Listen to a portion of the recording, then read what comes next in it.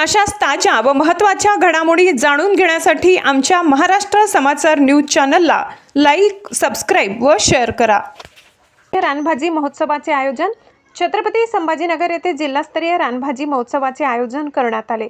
कृषी तंत्रज्ञान व्यवस्थापन यंत्रणा आत्मा, जिल्हा अधीक्षक कृषी अधिकारी, तालुका कृषी अधिकारी तसेच कृषी विज्ञान केंद्र यांच्या संयुक्त विद्यमाने हा महोत्सव आयोजित करण्यात आला। या महोत्सवाचे उद्घाटन सामाजिक न्याय मंत्री तथा पालकमंत्री माननीय नामदार श्री संजयजी सिरसाट साहेब यांच्या हस्ते करण्यात येणार आहे। बुधवार 13 ऑगस्ट रोजी सकाळी 10 वाजता कृषी विज्ञान केंद्र पैठण रोड छत्रपती संभाजीनगर येथे हा महोत्सव होणार आहे। या रानभाजी महोत्सवात विविध प्रकारच्या रानभाज्या, त्यांचे महत्त्व, आरोग्यदायी गुणधर्म तसेच पारंपरिक खाद्यपदार्थांची माहिती नागरिकांना मिळणार आहे। नागरिकांनी मोठ्या संख्येने उपस्थित राहून या महोत्सवाचा लाभ घ्यावा असे आवाहन आयोजकांच्या वतीने करण्यात आले आहे। आजच्या आधुनिक आणि फास्ट फूडच्या काळात पारंपरिक रानभाज्या लोकांच्या ताटात पुन्हा आणण्यासाठी हा महोत्सव कितपत महत्त्वाचा ठरणार आहे? खूप महत्त्वाचा ठरणार आहे, कारण रानभाज्या ज्या भाज्या आहेत त्या अजून बऱ्याच जणांना माहिती नाही। जे जुने लोकांना माहिती होतं, पण आता नवीन पिढीला कोणालाच माहिती नाही। हा रानभाजी मेळावा भरल्यानंतर जे बघायला आले त्यांना तेव्हा कळालं की ही भाजी खाण्यासाठी किती योग्य आणि किती फायदेशीर आहे। त्यावेळेस त्यांनी बघितल्या भाज्या, तेव्हा कळालं आणि ते भाज्या सगळे विकत घेऊन गेले इथून। आणि मी पण रानभाजी मिळालं कंट्रोलल्या म्हणून आहे, त्याची काळ्या मसाल्याची आपली नॉनव्हेजसाठी सारखी भाजी बनवून आणली। माझे मसाले आहे, पण मी कंट्रोलले विकत घेऊन आणि ती भाजी बनवून इथं आणली, ती 2 डब्बे, आणि विकली मी इथं 100 रुपये डिश प्रमाणे। रानभाज्यांना केवळ महोत्सवापुरते मर्यादित न ठेवता त्यातून स्थानिक महिला आणि शेतकऱ्यांना कायमस्वरूपी रोजगार व उत्पन्न मिळवून देण्यासाठी प्रशासनाची पुढची भूमिका काय? हे जे प्रदर्शन भरलंय ना, हे जेव्हा लोकांना माहिती होईल की रानभाज्यांना काय महत्त्व आहे आणि त्याच्यात किती काय काय फायदे आहे त्याचे, तेव्हा शेतकऱ्यांना याचा खूप मोठा फायदा होईल। शेतकऱ्यांकडून ते रानभाज्या विकत घेऊन स्वतः वापरू शकतात आणि खाण्यात उपयोगी आणू शकतात। रानभाज्या खाताना 3रं वर्ष आहे, मी 3 वर्षापासून येते।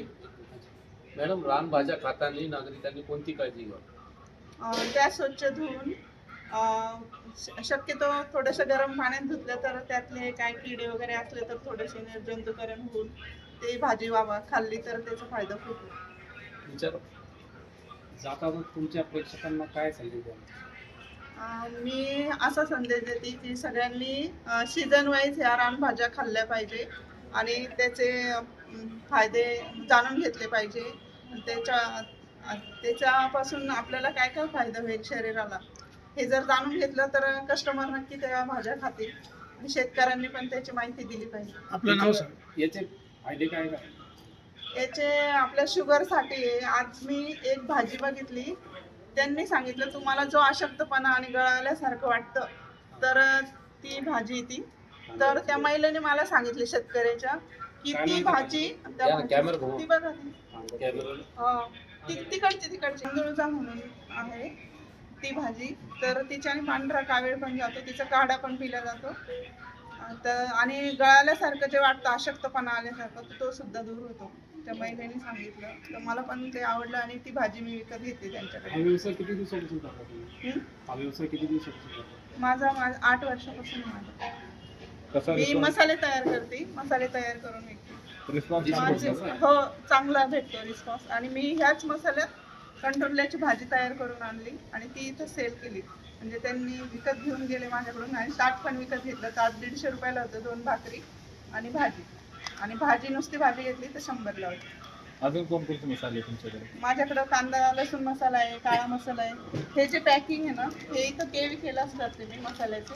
इथं मशीन आहे, ते मला मशीन वापरायला देतात आणि मी इथून पॅकिंग करून मार्केटला देते। कोणाला जे मसाले घ्यायचे तर काय तुमच्या कॉन्टॅक्ट? कोणाला जर मसाले घ्यायचे असेल माझे तर माझा कॉन्टॅक्ट नंबर सांगते मी, 90 11 68 47 09। भविष्यात असे काही उपक्रम करणार का? भविष्यात मी नॅचरल जेवढं करता येईल तेवढं करणार आहे। माझे मसाल्याचे रेट जास्त आहे, सगळ्यांना माहिती आहे, पण क्वालिटी पण तशीच आहे आणि टेस्ट पण चांगली आहे। नाव सांगा। मसाल्यामध्ये कुठले कलर किंवा केमिकल हे वापरणार नाही कधी। नवीन काही अजून काय का तुमच्याकडे? नवीन काही मसाले वगैरे? नवीन मी एक प्रेमिक्स बनवलं आहे, आमटी प्रेमिक्स म्हणून। आमटी प्रेमिक्स हा एक मसाला आहे, तर तो रेडी टू इट आहे. म्हणजे आजकालच्या जे जॉब करतात, धावपळीची ज्यांची जीवन आहे, त्यांच्यासाठी हा मसाला बनवला आहे मी. याच्यात काहीच टाकायचं नाही. फायदे काय त्याच्यापासून? 3-4 चमचे हे प्रीमिक्स आहे. याच्यात मिक्स डाळी आहे, मसाले आहे, कांदा, लसूण, अद्रक सगळे. मीठ सुद्धा आहे. म्हणजे तुम्हाला काहीच टाकायचं नाही, फक्त तेल टाकायचं आपल्या घरचं. हा मसाला थोडासा फ्राय करायचा आणि गरम पाणी टाकायचं. मग याची भाजी शेवग्याच्या शेंगा बनवू शकता, पाटोडीची बनवू शकता, वांग्याची बनवू शकता. हे रानभाजी महोत्सवातले जे कंटोरले आहेत, वर्षातून एकदाच येतात त्याची पण भाजी बनवू शकता. नाव सांगा मॅडम. माझं नाव अर्चना सुनील शितोळे. मी छत्रपती संभाजीनगरमध्येच राहते आणि मसाले तयार करून विकते. ओके. शेतकऱ्यांशी तुमचा थेट संवाद झालाय का? हो झाला. शेतकऱ्यासंग संवाद झाला आणि मी बी स्वतः शेतकरी आहे. मी लोणीगाव, तालुका पुतावर आणि जिल्हा संभाजीनगरमध्ये इथं कृषी विभागमध्ये आलो आणि मी 4-5 वर्षापासून येतोय आणि कंटिन्यू मी जे ना हे आमटी जे ना आणतोय. तर इथं शहरी लोकांना जे ना हे भरपूर फायदेशीर आहे. आणि आणि तुमच्या मालाला योग्य बाजार भाव मिळवण्यासाठी महोत्सवाचा कसा फायदा होणार आहे? महोत्सवाचा फायदा होईल, काहून का आता हे जे नॅचरली जे भाज्या आहेत ते यांना जे ना तर काही असं रेट काही ठरेल तर नाही आहे, पण तरी बी समजा जे रेट सांगतोय आम्ही ते देतात कस्टमर. पण तसं नॅचरल भाज्या जेवढं पाहिजे तेवढं तर नाहीच भेटतो. तर सेंद्रिय आणि विषमुक्त भाजीपाला महोत्सव देण्यासाठी काही विशेष उपक्रम आहेत का तुमच्याकडे? विशेष उपक्रम म्हणजे मला असं वाटतं की मी तर जादा करून डोंगरातूनच आणलेल्या भाज्या, नॅचरली भाज्या. काहून का शेतात जे आहे ना तर काही नॅचरली तर आहेच नाही शेतात. समजा एक विषय डोंगरात जास्त नॅचरली आमच्या समजा म्हैसमाळ भाग त्या साईडला जे ना तर कंटिन्यू नॅचरली. आणि हे माझ्याकडे जे 2-3 भाज्या हे नॅचरली. हे भाजीचं नाव काय आणि हे कशी पिकवता तुम्ही? हे भाजीचं नाव आमटी आहे. हे डोंगरामध्ये पिकते, याला काही फवारणी नाही, केमिकल खत नाही वगैरे नाही, काहीच नाही. हे फक्त श्रावण महिन्यातच भेटत. हिचे फायदे काय आहेत? याचे फायदे असे आहे की जे आपले जॉईंट दुखतात त्याच्यासाठी फायदा होतो. आणि एक लहान आवळं म्हणून त्याला ओळखला जातो आमटी. सांधे वातांसाठी फायदा होतो का? सांध्यावर. अजून दुसरी कुठली भाजी? आणि एक फांदाची भाजी. ही फांदाची भाजी याच्यात स्टॅमिना वाढते माणसाचं, म्हणजे immunity power immunity booster power. आहे.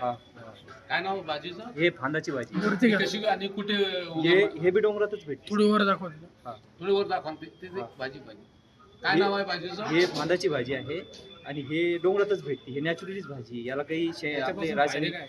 याच्यापासून फायदे भरपूर आहे माणसाला. Immunity booster. हा इम्युनिटी पॉवर आणि चांगलं म्हणजे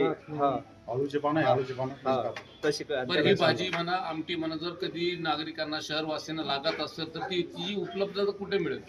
हे फक्त जे आहे ना श्रावण महिन्यातच भेटते सर, त्याच्यानंतर नाही भेटत नाही. ही बाजार भावामध्ये बाजाराच्या मंडीमध्ये उपलब्ध असते का? नाही, बाजारात मंडीमध्ये उपलब्ध नसते. हे फक्त हे महोत्सवमध्येच उपलब्ध असते ते शेतकरी. आता समजा उद्या परवा जर आता आमचे न्यूज बघून जर कुणी एखाद्या ग्राहकाने मागणी केली तर ती कुठे मागणी नाही, करायची? डोंगरातच भेटते. ती आमच्यासारखे शेतकरीचा नंबर घेतात तुमच्यासारखे लोक आणि फोन करून. तुमचं तुमचं नाव सांगा आणि तुमचा फोन मोबाईल नंबर नंबर. सांगा. माझं नाव अतिक अजीज पटेल. मी राहणार लोणी आहे. माझा मोबाईल नंबर 9923 13 53 42. कुठल्या कुठल्या भाजी उपलब्ध करून देणार? मी जे ना आता ही आमटी झाली, त्याच्यानंतर ही फांदाची भाजी झाली, त्याच्यानंतर आणखी एक समजा एक हातगा भाजी म्हणतात त्याला. ती आहे का आता? नाही, इथं नाही आहे, पण मग तिथं. ओके. धन्यवाद.